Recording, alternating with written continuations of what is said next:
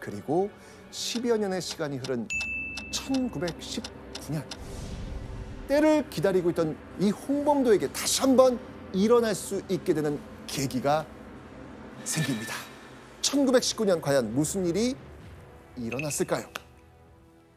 바로 3.1운동이 일어났던 겁니다. 3.1운동.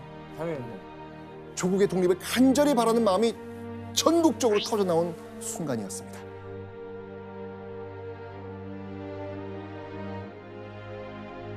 삼일운동 딱 떠오르는 그 소리. 대한독립 만세! 이런 저항의 바람이 불게 되니까 국경을 넘어 연해주와 만주까지 일제에 맞서 무장 투쟁을 하겠다면서 다시 한번 들고 일어선 것이죠. 그리고 이때 바로 이 글이 선포됩니다.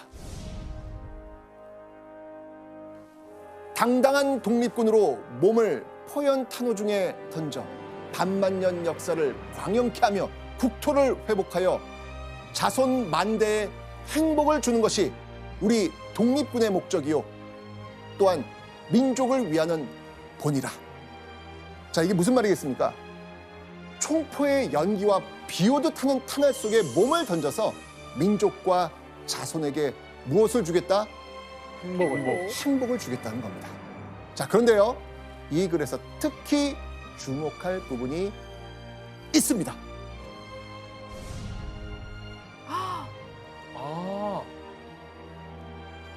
대한독립군 대장. 대장 홍범도. 맞습니다.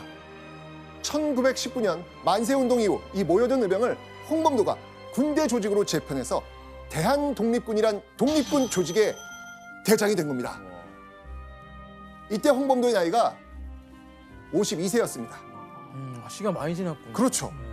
쉰이 넘은 나이에 연해주 땅에서 그동안 준비했던 모든 자원을 총동원해서 이제 대한독립군 대장 홍범도가 된 겁니다. 10여 년을 기다렸던 순간이었습니다. 자, 그렇게 홍범도는요, 본격적인 독립전쟁을 위해서 300여 명의 대한독립군을 이끌고 이곳에 자리를 잡습니다. 바로 이 간도라는 지역이 있는데요. 그 중에서도 바로 북간도입니다. 북간도. 자, 그런데 왜 하필 북간도였을까요? 바로 뭔가 위니까. 바로 위니까. 그 이후 당시 이 북간도에는요, 조선인들이 아주 많이 살고 있었습니다. 게다가요, 이 북간도에는 다른 독립운동 단체들이 많이 있었거든요. 자, 그래서 홍범도는요, 이때 이 기회를 놓치지 않습니다.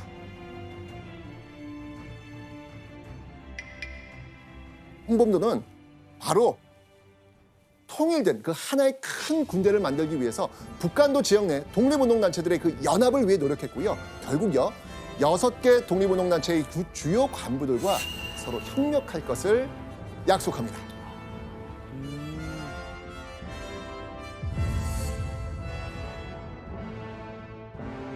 자, 이 700여 명에 달하는 연합 독립군의 총지휘를 맡았던 인물 누구였을까요? 홍범도. 맞습니다. 바로 홍범도였습니다. 마치 이 삿갓을 좀 뒤집어 놓은 모양, 이런 모양 갖고 있거든요. 그래서 일본이나 중국의 눈을 피해서 군대를 모으기 좋은 데다가 외부의 공격을 방어하기 쉬운 정말 최적의 장소였던 것입니다.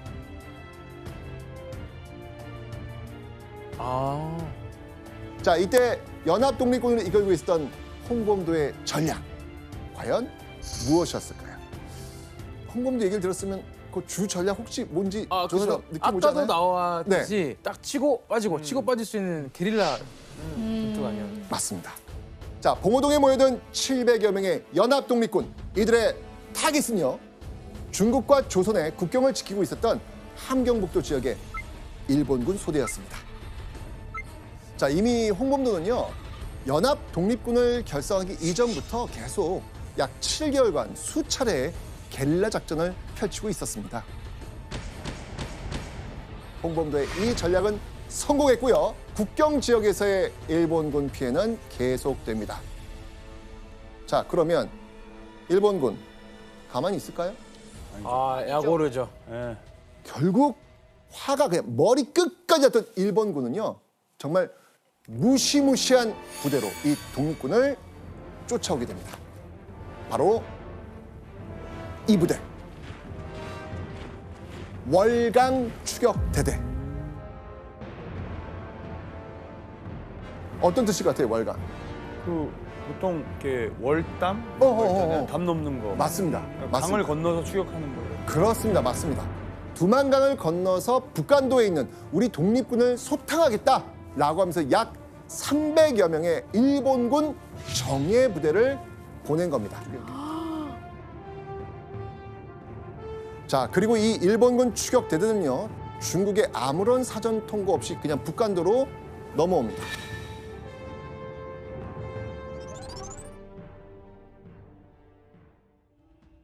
자, 그렇게 1920년 6월 7일 새벽 6시경 봉오동 입구로 진입하는 일본군을 목격한 독립군.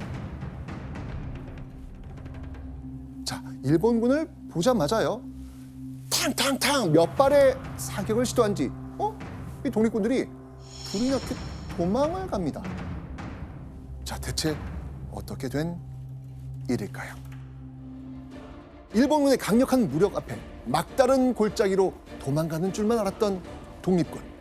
사실은 일본군을 유인하고 있었던 것이죠. 와. 자, 그렇게 일본군이 독립군의 뒤를 쫓아서 이 봉오동 깊은 골짜기 한가운데로 들어선 그 순간, 전군 사격하라! 홍범도가 이끄는 연합 독립군들의 무차별 사격이 시작됩니다.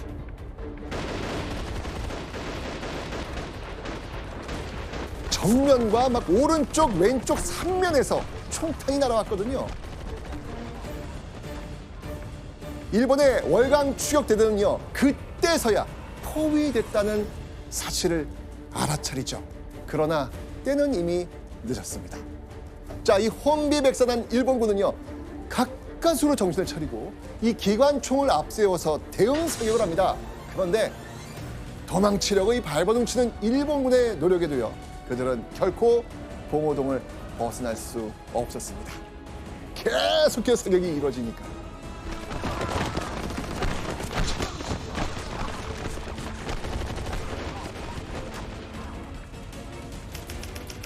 그렇게 봉오동에서 총격전이 계속되던 오후 4시 20분경 갑자기 이상한 일이 일어납니다.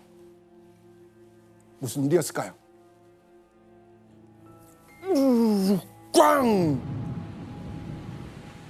갑자기 천둥 번개가 치더니 이 폭풍과 함께 비와 우박이 막 거세게 쏟아져 내린 겁니다. 자, 홍범도의 독립군도 이런 기상 상황 속에서 공격을 중단할 수밖에 없었겠죠. 자, 이때 일본군 어떻게 했을까요? 지금이다. 지금이다. 소강 상태를 틈타서 재빨리 도망칩니다. 그야말로 하늘이 내려준 기회였으니까요. 에이, 그래요. 정신없이 도망치던 일본군. 그런데 그들의 눈앞에 상상하지도 못한 한 무리가 나타납니다. 일본군은 이렇게 소리쳤죠. 독립군이다. 독립군이 또 매복해 있다.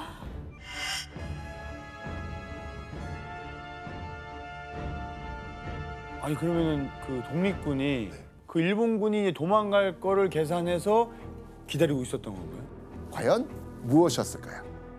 그렇게 이 총격전이 다시 가열차게 시작됩니다. 그런데 일본군이 총을 쏜 대상, 놀랍게도 독립군이 아니었습니다. 뭐라고요?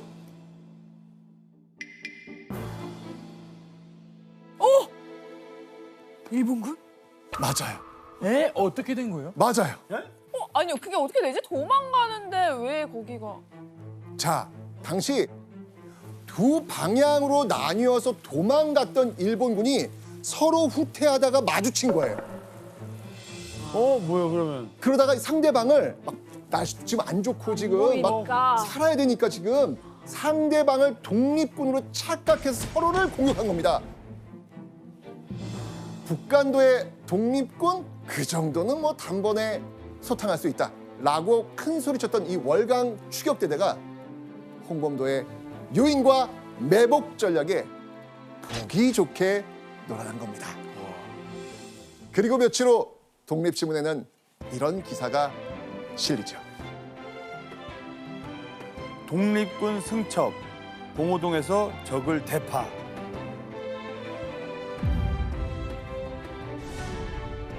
야, 이 독립신문에 봉오동에서 크게 이겼다는 승전보가 국내외 조선인들에게 나눠든 겁니다. 자, 이렇게 홍범도 그는 명실상부 독립군의 영웅이 된 겁니다.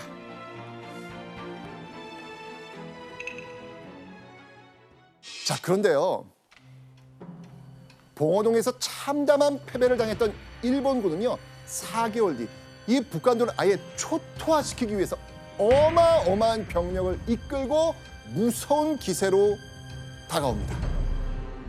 드디어 일본군이 제대로 쳐들어온 겁니다. 이때 동원된 일본군의 병력 얼마인지 아세요? 무려 2만여 명. 2만이요? 네. 전쟁하려고 그냥 이렇게 왔구나. 현지 부대 수준이 아니라 중앙 정부 차원에서 작전을 아예 그냥 작정을 한 거죠, 작정을. 맞습니다.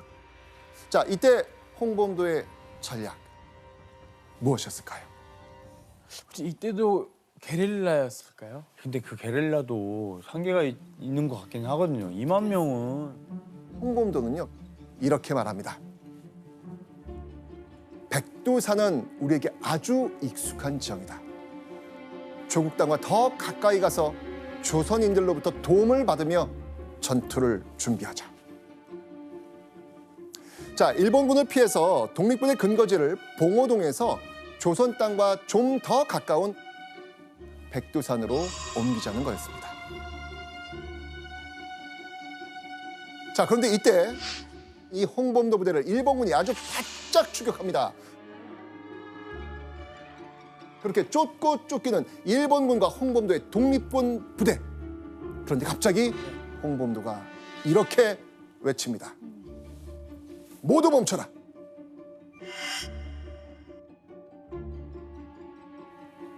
아니, 한시라도 멀리 이 일본군을 따돌려야 했던 홍범도 왜 갑자기 멈추라는 명령을 내렸을까요? 갑자기? 왜 멈추죠? 가는 도중에? 자, 백두산으로 향하던 길에 이 야영을 하게 된 이 홍범도는요, 이대로 일본군에게 따라잡혀가지고 억지로 이 전투가 시작된다면 이거는 독립군한테 너무 불리하겠다고 판단한 거예요. 억지로. 자, 그렇게 전열을 가다듬기 위해 홍범도가 멈춰선 이곳, 교과서에서도 너무 잘 나오는 역사적 장소, 바로 청산리. 여러분, 청산리 하면 어떤 이미지가 딱 떠오르시나요? 청산리 전투. 네. 그리고 바로 연이어서 나오는 게 김자진 장군. 맞아요. 그렇죠. 네. 김좌진 장군이 딱 나와야죠. 네, 맞습니다.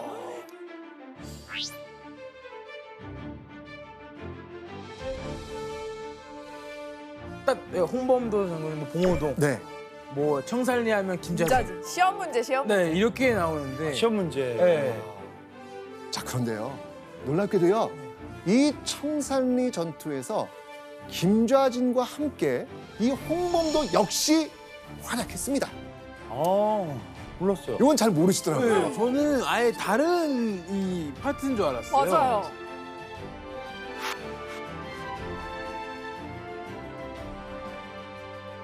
자, 그런데요. 이 청산리에서 전투를 준비하고 있었던 이 홍범도에게는요. 굉장히 풀기 힘든 난제가 하나 있었습니다. 어려운 숙제가 있었다는 얘기죠. 보시겠습니다. 청산리 일대가 은세계로 바뀌어 군사 행동이 곤란할 정도였다. 은세계? 은세계. 아, 눈이 많이 왔다? 아, 그렇죠. 이 산악지대잖아요. 때문에 10월은요 이미 한겨울이나 마찬가지였습니다. 자, 그런데 우리 홍범도와 독립군 겨우 손바지 하나에 이 방수되지 않은 그런 집신을 신고 있었습니다.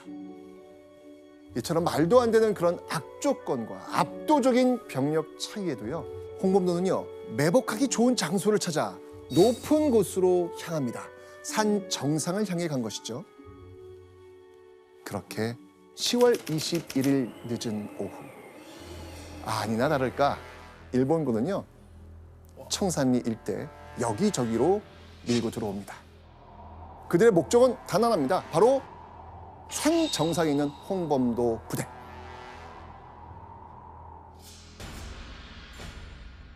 그런데 이때 일본군이 하나, 둘 속수무책으로 쓰러지기 시작합니다. 갑자기? 왜 그러지? 그 이유는 일본군이 홍범도 덫에 걸려든 결과였습니다. 산 정상으로 이동하는 척하던 홍범도 부대는요, 사실 산 기슭을 통해 교묘하게 산을 빠져나간 상태였습니다. 와. 근데 그 사실을 몰랐던 일본군은요, 서로를 향해 총을 쏘는 이 상황이 벌어진 거예요. 자, 봉오동 전투에서 이 5인 사격이 그때는 이제 정신없이 후퇴하는 과정에서 일본군께의 착각으로 이루어진 거잖아요. 그죠? 근데 이번 전투에서는 달랐습니다. 홍범도 부대는 무엇을 잘 알고 있다? 지형을 잘 알고 있다. 이미 계산을 다 했던 거예요. 엄청나다. 자, 이 싸움을 완루구 전투라고 부릅니다. 와. 자, 그런데요, 홍범도가 이 한숨을 돌리기도 전에 또 다른 전투에 뛰어들입니다. 자, 이 전투, 그가 뛰어들었던 이 전투를 지금 주도하고 있었던 사람이 있었어요. 김좌진. 김좌진 장군. 완루구 전투 그 다음 날 또 다른 매복 장소를 찾아 이동하던 이 홍범도 부대가 김좌진 부대와 일본군의 전투를 목격을 한 거예요. 자, 홍범도 부대는요, 그 일본군의 뒤로 은밀하게 접근합니다. 와. 그리고 이 순간 일본군은 아비규환에 빠지죠. 와.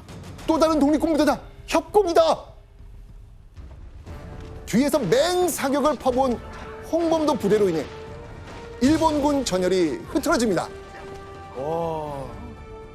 포위당했네요. 맞습니다. 와. 자, 그렇게 하루 종일 진행되던 전투는요, 후퇴하기 시작한 일본군의 패배로 막을 내립니다. 이 싸움을 우리는 어랑촌 전투라고 합니다. 어랑촌. 네. 자, 이렇게 청산리 일대에서는요, 6일 동안 총 10여 번의 전투가 이루어졌고요. 10전 10승. 와. 와, 대단하죠? 좋다. 완전 완승이었습니다. 그리고 이 10여 번의 전투를 통틀어서 우리는 청산리 전투라고 부르는 겁니다. 북한도의 독립군을 섬멸하겠다던 일본군의 계획이 아시다시피 지금 실패했습니다. 그죠? 자, 그러자 그들의 칼날이 북한도의 조선 민간인들을 향한 겁니다.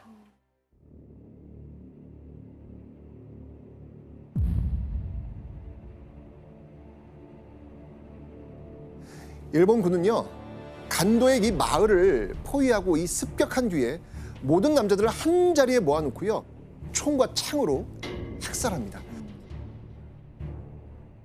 심지어는요, 일본군은 시체가 재가 될 때까지 태워버리죠. 이렇게 2번 학살당한 시체는 누구 것인지 가릴 방법이 없었습니다. 그래서 간도 참배는 제노사이드입니다.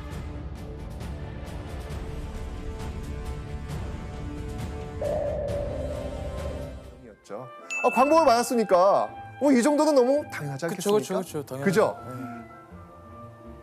나 이런 신문은 버리지 못할 것 같아. 아. 네, 이거는 보고 또 봐도 너무 행복할 것 같아. 그죠?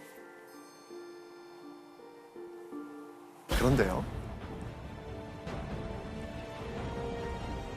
지금 보고 있는 이 신문에 이 기쁨에 취해 있던 조선인들의 정신을 번쩍 들게 할 만한 충격적인 기사가 함께 실려 있었습니다.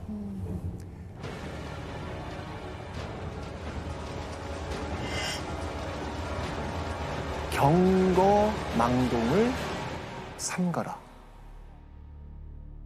경거망동을 삼가라. 그러니까 야 너도 조심해. 이거잖아요 지금. 네. 아니 이 분위기에 이게 무슨 말이야 지금. 좀 분위기 파악 못하는 것 같은데. 그렇죠. 네. 이런 단어를 쓸 타이밍이 아닌 것 아니죠. 같아요. 네. 이 기사 누가 냈을까요? 그 주체는 바로 일본군이었습니다. 일본군이 조선을 향해 경거망동을 삼가라 라고 이야기하고 있습니다. 자, 이들이 대체 무슨 말을 하는 건지 기사를 좀 더 자세히 살펴보도록 하죠. 시위운동 일체 불허. 아, 민중들은 절대 자중하라. 그리고 인심, 창란, 치안 방해는 단호 조처. 무슨 말일까요? 당시 일본군이 조선인들의 만세 시위를 금지하면서 자제를 명령한 겁니다. 그러면서 만약 지키지 않았을 때는 단호한 조처를 하겠다. 이거 협박 아닙니까? 그러니까요. 그죠? 자, 단호한 조처. 무슨 말일까요? 바로 무력을 사용하겠다는 말입니다. 아니 되게- 독립된지 해방된지 몰라요 이분들? 진짜 지금- 사태 파악이 안 되는 거 아닐까요? 지금도 지금 은행 가고 난리 나고 무섭다고 오. 덜덜덜 떨면서 저런 기사를 낸 건데 뭐 이런 기사를 왜 낸 거예요? 네. 조선 총독부와 여운형이 합의한 지 불과 3일째 패전한 일본군이 갑자기 이런 기사를 낸 이유. 당시 조선 주둔 일본군은요. 조선 총독부와 함께 이 식민지배의 큰 축을 담당하고 있었거든요. 자, 근데 조선 총독부는 지금 여운형과 합의를 하고 움직이고 있는 거예요. 그런데 일본군은 미처 조선 총독부의 전략을 몰랐던 겁니다. 다음 날에서야 이 충격적인 사실을 파악한 일본군의 참모들은 격분합니다. 어떻게 이런 중대한 일을 군과 사전 상의도 없이 벌일 수 있단 말인가? 당시 조선 주둔 일본군은 이렇게 생각을 했습니다. 일본이 항복한 건 미국과 소련을 비롯한 연합국이지 조선이 아니다.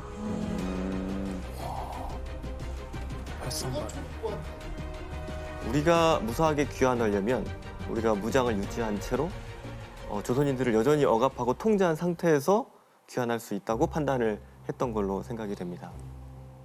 그렇게 8월 17일 오전 10시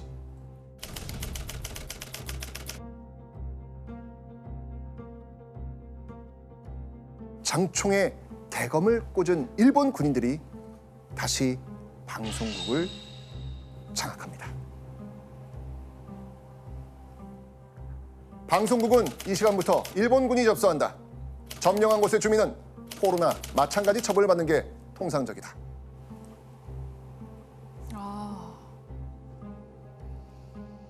일본군은요, 언론을 통제해서 다시 조선인들의 눈과 귀를 막으려고 했습니다. 조선에 남아있는 일본인들의 안전을 위해서 조선인들 사이에서 들불처럼 퍼져가는 이 광복의 기쁨과 희망을 꺾고 일본의 영향력이 아직 건재하다는 것을 보여주려 했던 것이죠. 일본군의 언론 통제는 시작에 불과했습니다. 일본군은요, 조선인들에 대한 경고 수위를 점점 높여갑니다. 무장한 일본군이 언론사는 물론 경성 곳곳을 점거했고요.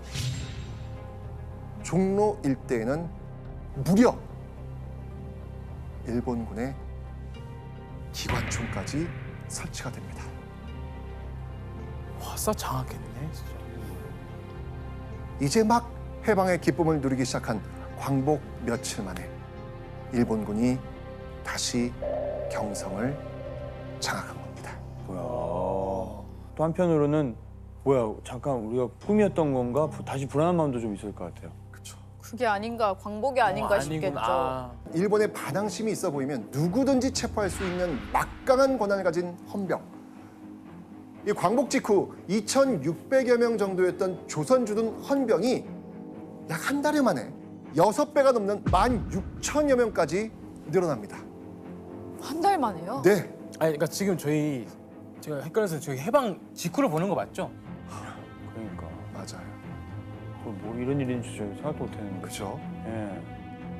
일본 헌병들이 다시 장악한 한반도는 해방이 됐음에도 불구하고 광복의 기쁨을 누리지 못하고 있었습니다. 자, 그런데요. 일본 해상에서는 또 하나의 충격적인 사건이 일어납니다. 바로 1945년 8월 24일 오후 5시 20분쯤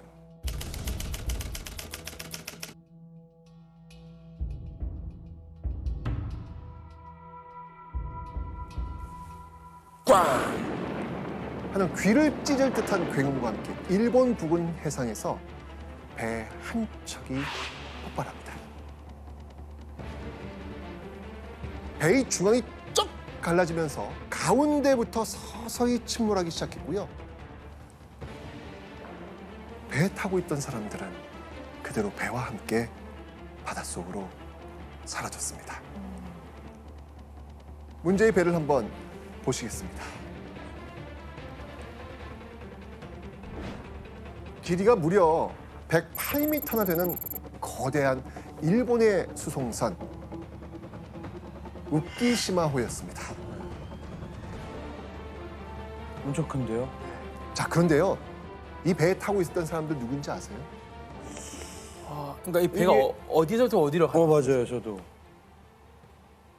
일본에서 한국으로. 한국으로.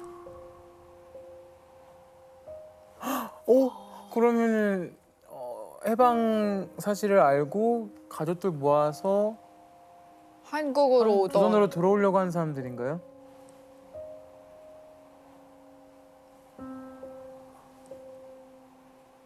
맞습니다.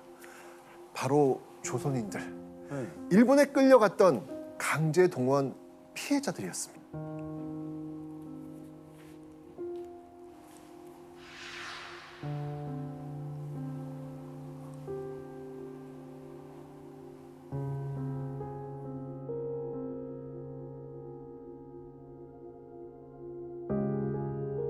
낯선 일본 땅에 끌려와가지고 수년 동안 이 노역에 시달리면서도 조국의 광복과 고향에 돌아갈 날을 기다리던 조선인들은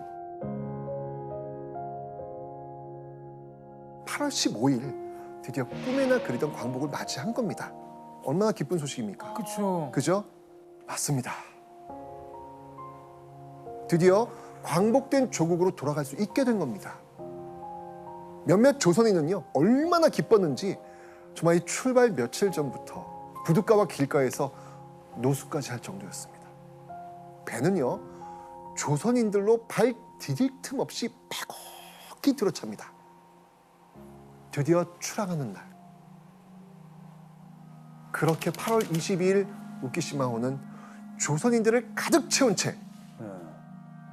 부산을 향해 출발합니다.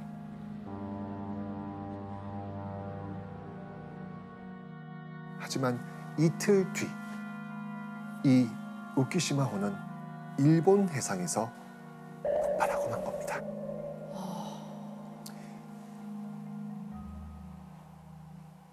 생존자들의 증언에 따르면요, 승선 정원이 4,000명인 이 배에 최소 정원의 2배 이상이 탔다고 합니다. 8,000명, 9,000명, 10,000명. 빨리 가고 싶었던 거죠. 이 조선인들 태운 귀국선 우키시마호는 대체 왜 폭발했던 걸까요? 왜 폭발하지? 저렇게 큰 배는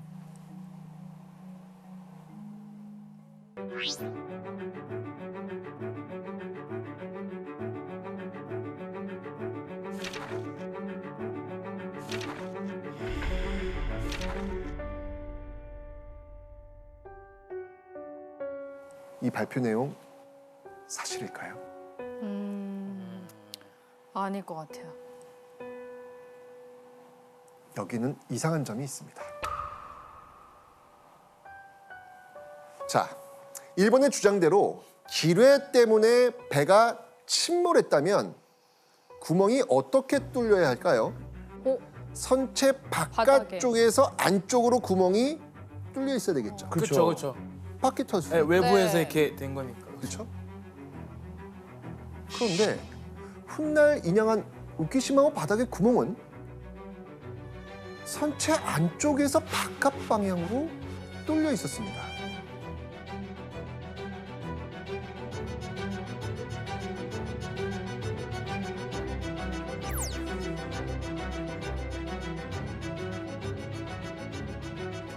안쪽에서 바깥으로. 네. 그럼 이미 이게 실려져 있던 거 아니에요? 안에 터져가지고 그 쇠가 바깥으로 휜 거잖아요. 맞습니다. 폭발이 배 내부에서 있었다는 걸 짐작해 볼 수 있는 모습입니다. 결국 일본 측의 주장과는 달리 일본 해군이 의도적으로 조선인들이 탄 배를 폭파시켰을 가능성이 있는 겁니다.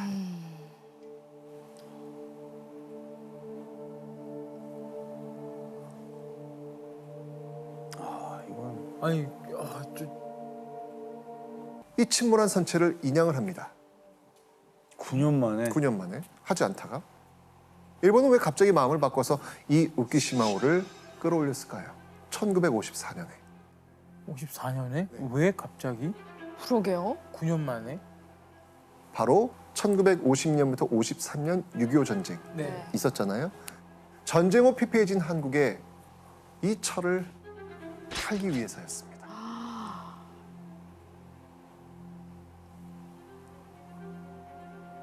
희생자들의 유골 수습을 위해서가 아니라 고철 회수를 목적으로 인양한 겁니다. 그러니까 그거 팔려고 그 전쟁 때 말이 안 나오네요. 그러니까 팔려고 이렇게 꺼낸 거예요. 인명 수습이 아니고. 네.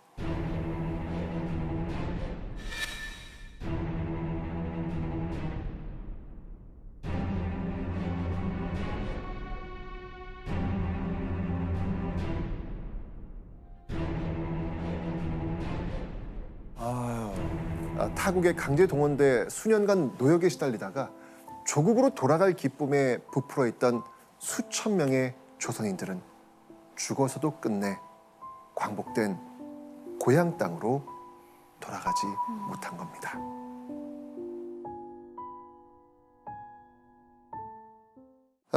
다시 조선으로 돌아와 보겠습니다. 일본군이 헌병을 늘리면서 이 조선인들을 협박하고 있는 상황. 일본군이 언제까지 이런 방법으로 광복된 조선을 억누를 수는 없습니다. 전쟁에서 패배한 일본은요, 점령하고 있던 식민지에 대한 권한을 연합국에게 넘겨야 했기 때문입니다. 자, 그럼 일본을 대신해서 다음으로 조선에 주둔할 연합국, 바로 미국과 소련이었습니다. 1945년 8월 11일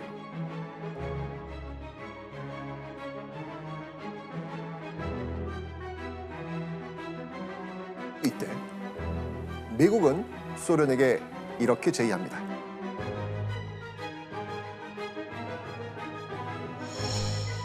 한반도의 절반인 38도선을 경계로 소련과 미국이 분할 점령하자. 자, 미국은 왜 이런 제의를 소련에게 했을까요? 당시 전 세계는 공산 진영인 소련과 자유 진영인 미국을 중심으로 나뉘어 있었습니다. 그런데 미군이 일본 오키나와에 주둔하면서 전쟁을 마무리하고 있는 그 당시 소련군은 이미 한반도에 들어와 있는 상태였습니다. 아, 벌써. 네. 미국은요, 이 조선 전체, 이 한반도 전체가 공산국가가 될까 노심초사합니다. 이 때문에 미군은 한반도에 38도선을 그어서 이북은 소련군이, 이남은 미군이 점령하자, 이렇게 제의를 한 겁니다. 그리고 소련은 미국의 이런 제의를 받아들입니다. 더는 남하하지 않고 한반도 북쪽을 점령한 채 멈춰선 것이죠. 자, 근데 약속은 했는데 네. 미국이 소련을 완전히 믿을 수 있을까요? 네, 믿을 수 없죠. 그렇습니다. 미국은 이 소련이 약속을 어기고 남하할까 봐 굉장히 두려워합니다. 그래서 미국은요, 오키나와에 주둔 중이었던 이 미군 부대를 급하게 조선으로 보내기로 합니다. 보내구나. 네. 자, 그런데 이 미군 부대에는 큰 고민이 하나 있었어요. 바로 정보가 부족합니다. 앞으로 점령해야 할 이 조선이란 나라에 대해 알고 있는 정보가 거의 없었습니다. 그들에게 필요한 건 군사 정보가 아닌 좀 더 내밀한 조선의 속사정이었겠죠. 그리고 이때 일본은 또다시 자신들의 그 안위를 위해 미국이 솔깃할 만한 정보를 제공합니다. 자, 뭐라고 보냈냐면 조선인 중에는 공산주의 혹은 독립운동자가 있는데 이 기회에 치안을 어지럽히려고 계획하는 자가 있습니다. 공산주의자들의 그 위협을 운운하면서 조선은 소련의 편이 될 가능성이 크다. 이거 이간질 아닌가? 처음에는 자기도 좀 살려고 독립운동가 영은영 선생님 찾아가서 이렇게 하고 이게 안 될 것 같으니까 또 이제 미국이 그건 또 파악해가지고 또 뒤에 가가지고 미국한테 또 그러고. 맞습니다. 가뜩이나 지금 공산주의 확산을 걱정하는 미국을 부채질하면서 일본에게 유리한 방향으로 조선의 이미지를 전달한 겁니다. 야, 일본군으로부터 이런 내용을 전달받은 미군, 그럼 뭐라고 했을까요? 일본군은 미군이 그 책임을 인계받을 때까지 북위 38도 이남에서 조선의 치안을 유지함과 동시에 행정기관을 그대로 두기 바란다. 그러니까 미군이 도착할 때까지 조선을 식민 통치하던 일본의 행정 시스템을 그대로 유지하라는 말입니다. 한마디로 지금까지 하던 대로 그냥 쭉 계속 가라는 겁니다. 되게 황당한 얘기네요. 패전국인 일본이 앞으로 조선에 주둔할 미군으로부터 조선인들을 억압할 수 있는 명분을 얻게 된 순간이죠. 일본과 미국.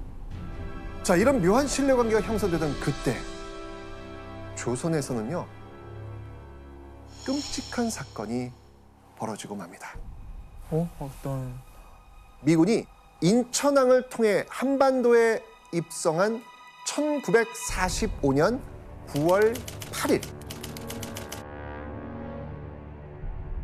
인천항에는요, 미군을 환영하기 위해 수많은 조선인들이 모여 있었습니다. 그런데 일본 경찰이 그 조선인들을 향해서 발포를 한 겁니다.